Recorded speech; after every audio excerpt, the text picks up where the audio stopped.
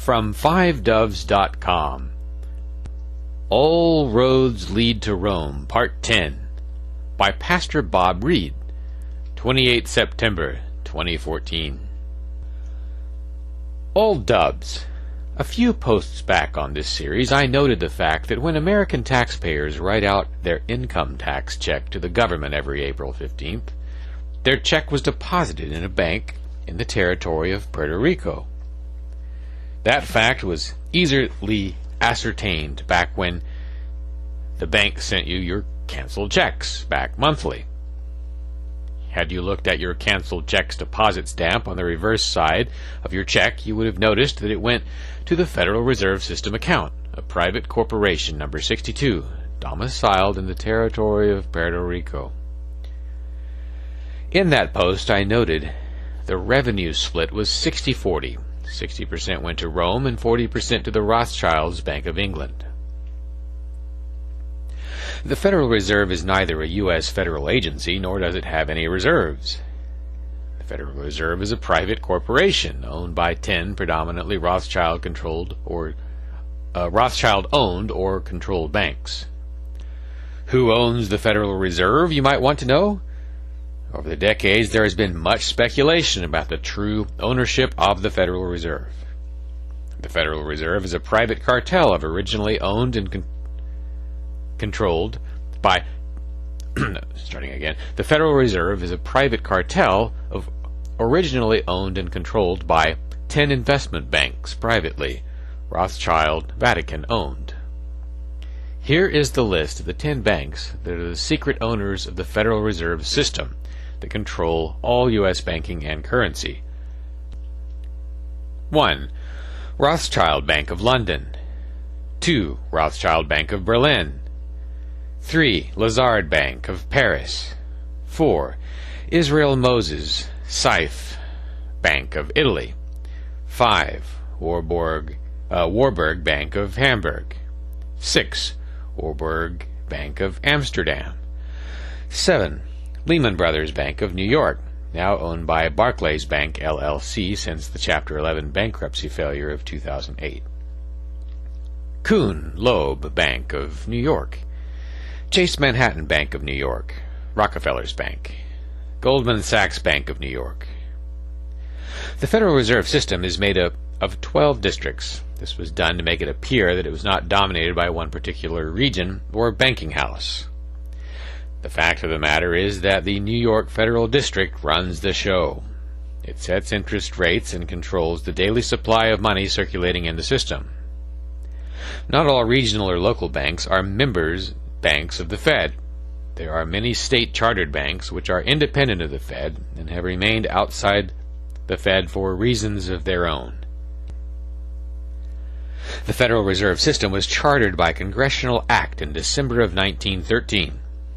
President Wilson signed into law the Federal Reserve Act and later, in a deathbed confession, admitted that he had sold his country into slavery.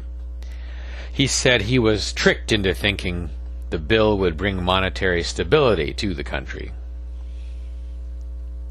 The Fed increased its holdings of U.S. debt during the 2007 to 2013 recession by double what it held prior to the 2007 to 23 recession.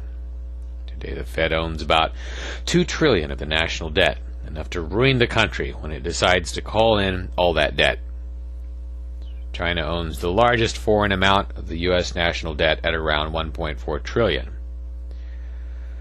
The second largest holder of the U.S. national debt is the so-called U.S. Social Security Trust Fund.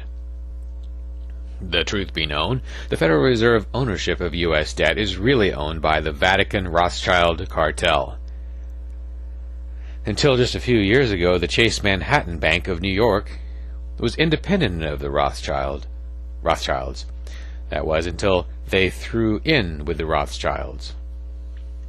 The other banks of this cartel have several centuries of ties with the Rothschilds, and so you can see why I said the Federal Reserve System is owned by the Vatican Rothschilds. All the treaties the U.S. has signed in the past 100 years, such as GATT, NAFTA, WTO, have integrated the USA into a one-world government. despite efforts of former Congressman Ron Paul, and even as recently as a few days ago, efforts to audit the Federal Reserve have been futile but for a few revelations. The Federal Reserve has never paid so much as a penny in taxes other than on its real estate property taxes. Each year over the past decade, between 300 and 360 billion was paid into the Fed, IRS, by American businesses, companies, and individuals to pay toward the interest on the national debt. Preliminary estimates are that the USA will pay between 400 and 450 billion in taxes just to service the debt, usury, interest, owed to the Federal Reserve. It was in late 2003 when the banks stopped returning canceled checks. Even if you paid a monthly fee to get photostat copies, they later reneged on that policy as well. A bank manager that I knew and had dealt with for 40 years told me that the Federal Reserve issued the order to banks no longer return canceled checks because of the processing costs of returning canceled checks. If you want to verify what I have shared here about where your tax check is deposited, you will have to request photostat copies, which will cost you a few bucks. This fact has gone unnoticed for decades because who bothers to look at their check endorsements? From 1928 to 32, there were 5 years of Geneva Conventions. The free nations of the world met in Geneva, Switzerland for 5 continuous years to set up what would be the bankruptcy policy of the participating nations. In 1930, the U.S., Great Britain, France, Italy, Germany, Spain, and Portugal, and other countries declared bankruptcy. It was the result of the stock market crash of 1929. The Great Depression triggered the bankruptcies of many countries. However, if you try to look up the 1930 volume containing the minutes of what happened, you are likely to never find it. This particular volume has been pulled out of circulation, or it is hidden in the library and is difficult to locate. This volume contains the evidence of the bankruptcy. I do not know what you know about the former congressman from Youngstown, Ohio, James Traficant, but the 7-term congressman from the Mahoning Valley area of northeast Ohio, however, but beam me up, Scotty, Jim opened a can of worms that the U.S. has been trying to keep secret for a century. Because of James Traficant's revelations on the House floor and included in the congressional record, his retribution was to be discredited, indicted on trumped-up charges, and sentenced to prison. He was released from prison in September of 2009 after serving a 7-year sentence. You have no idea of how important this series is because we are slaves of Rome. In 1932, Franklin D. Roosevelt came to power as President of the USA. Roosevelt's job was to put into place and administer the bankruptcy proceedings that had been declared 2 years earlier. America's corporate government needed a key Supreme Court decision to implement the bankruptcy plan for the United States. The corporate government of the USA needed a key Supreme Court decision to implement the bankruptcy plan. All right, next time, about this corporate government importance next time. This is extremely important, far more than you may understand.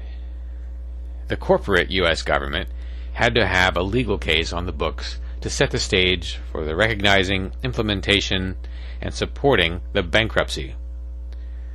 The bankruptcy started in 1930 to 31. The bankruptcy became official when Roosevelt came into office, although the public was not aware of the declaration of bankruptcy in Geneva by the U.S. President Roosevelt was sworn in as president in January of 1933. He started right away on the bankruptcy plan, which is historically known as the banking holiday, when the banks closed for a few holidays, as millions of customers were pulling their monies out of the banks. Roosevelt proceeded in pulling in gold coin to get the gold out of circulation. Roosevelt then began to stack the Supreme Court with close associates who would vote on one Supreme Court case to support the bankruptcy plan. There was bitter resistance to Roosevelt stacking the court with his most trusted legal advisors. Some of the justices on the Supreme Court tried to warn the nation that Roosevelt was tampering with the law and with the courts. Roosevelt was trying to see to it that prior decisions of the court were overturned through the process of stacking the court. Roosevelt was trying to bring the New World Order back then and transform the law of the land. A bankruptcy case was needed on the books to legitimize the fact the corporate U.S. had already declared bankruptcy. The corporate U.S. had to be created to replace the constitutionally created United States of America by the Founding Fathers in the original 13 colonies after the American Revolution in 1776. The massive restructuring of American government was in response to a worldwide economic depression. The bankers who held the debt for the U.S. and other countries told these nations' leaders, "You can do it either of two ways, the easy way or the hard way. You can just accept the bankruptcy and we'll let you out of the depression. If you don't, you're on your own." The bankers, led by Rothschild's Jesuit Vatican in Europe and the Rockefellers in America, by way of the U.S. Federal Reserve bankers, literally had the bankrupt nations by the throat. These bankrupt nations agreed that over a period of several years they would pass the necessary laws for the implementation of the bankruptcy in favor of the international bankers. The plan developed by President Roosevelt in the 1930s became America's corporate public policy. It is known as the Uniform Commercial Code, UCC. Each state in the U.S. unwittingly adopted the code, not knowing that it compelled every taxpayer to pay off the nation's bankruptcy debt, declared in 1930 and implemented by President Roosevelt. It became the law of the land. The code involves debtors and creditors. Every legal action where you appear before a magistrate or a judge since 1938 is before an equity court. Our courts, equity courts, administer commercial law, having a debtor-creditor law as the controlling law. Today we have an equity court system, but not an equity court as referred to in the United States Constitution or any of the legal documents before 1938, the year the U.S. Supreme Court ruled on a case, Erie Railroad versus Thompson. That case laid the groundwork for all legal transactions in the USA. The equity court was created by corporate United States, itself a creation of the world banking systems in the 1930s. The U.S. Constitution, created by our founders and the 13 colonies, the original United States of America, no longer exists. It was replaced by the corporate United States to deal with the corporate national debt. None of the sovereign states were represented in this dictatorial change of America's judicial financial system. All the courts of this once great and free land has been changed, starting with the Supreme Court decision of 1938 in Erie Railroad versus Thompson. The court, of course, ruled in favor of the creditor, thus creation of the legal foundation for the Unified Commercial Code. More precisely, the illegal foundation for the Unified Commercial Code. The federal government had to destroy all other case law that had been established before 1938. The federal government had to have a legal case, Erie Railroad versus Thompson, to destroy all precedents, all appearance, and even the statute of law itself. What I have just stated is the statute at large had to be perverted and subverted. It was right after the Erie Railroad Thompson case that the American Law Institute and National Conference of Commissions on Uniform State Laws created the code that is on all taxpayers' backs today. In reality, our legal and judicial system of corporate America is an illegal system imposed on the taxpayer to force them to pay off the bankruptcy debt in 1930, a debt that will never be paid off. The 16th Amendment to the U.S. Constitution was for the purpose of establishing a federal income tax, and it was also illegally created by the federal government in 1913. There's absolutely no evidence that the 38 states at the time approved the federal income tax. Bill Benson published a 2-volume work on the law that never was. Mr. Benson actually visited every state capital and researched their records to see if each state ratified the 16th Amendment. He discovered that the 16th Amendment was never ratified by the required number of states. The IRS uses intimidation, bullying the public through the use of fear to maintain public compliance by taxpayers. The courts nearly always rule on behalf of the IRS, dismissing the suits as frivolous lawsuits. The only way that an individual can beat the IRS in court is to demand a jury trial and then have your attorney demand that the law for the IRS taxation be produced in court. The IRS can't produce the document, and thus the jury nearly always rules on behalf of the litigant defendant. There are numerous cases on the internet where tax defendants have won their case against the IRS. Failure of the IRS to show the law for the IRS immediately gains the sympathy of the jury and almost always finds the defendant not guilty.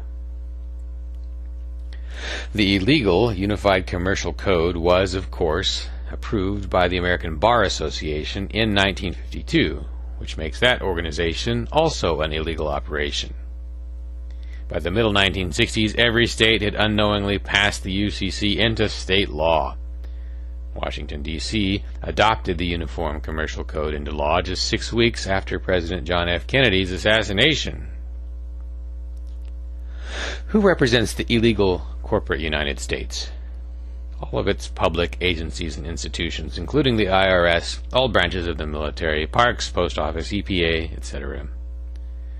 The federal government freely gives the land, its personnel, and the money it collects from taxpayers through the IRS and its state corporations to the United Nations and the international banksters, the Rothschild Jesuit Vatican cartel, as payment on the federal 1930 bankruptcy debt. America's taxpayers are forever beholden to the banks. The federal government put all 50 sovereign states into bankruptcy without their knowledge or approval. When former Youngstown Congressman James Traficant announced the U.S. bankruptcy as part of his address on the House floor, the proverbial cat was out of the bag, and there was a lot more to this than the public knew. As this series of posts will show, this fact that the United States of America filed bankruptcy in 1930 will help you to understand the reason that all U.S. flags in U.S. federal courts and state courts, government buildings, military recruiters are gold fringe flags. We are still in receivership as a result of the U.S. filing bankruptcy in 1930. The gold fringed flags are symbolic of what we are entering into the realm of admiralty or maritime law. Since March 3, 1933, we have been in a state of declared national emergency. Every president since Franklin D. Roosevelt signed the Emergency War Powers Act with an executive order under 12 U.S.C. 95A at the first of the year every year. The USA is at war, and the citizenry is the enemy of the banks. The Emergency Powers Act has its origin when President Abraham Lincoln came into office. Congress was not in session when Civil War broke out, and thus precedent for presidential execution of presidential powers. Unquote. For bibliography, see Pastor Bob Reed's posts at 5doves.com or pastorbobreed.com.